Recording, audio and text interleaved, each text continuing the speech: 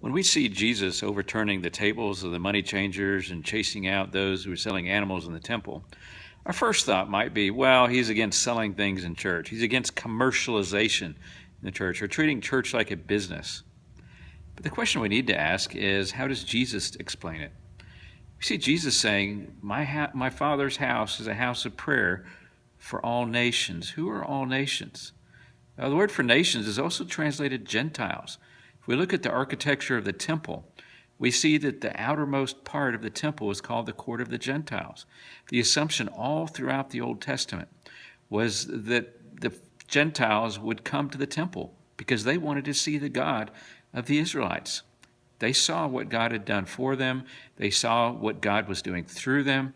They would want to experience that. But now in Jesus' day, all this commercial activity, as we call it, was set up in the court of the Gentiles. There was no expectation that Gentiles would even show up. There was no room for them if they did, and nobody wanted them there anyway. So Jesus was angry. Here I am, I'm here as a mission to all nations, a mission to fulfill the calling of Israel to all nations, and you won't even let him in. Let's look at this passage on Sunday morning.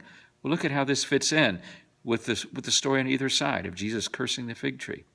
See you Sunday at 11.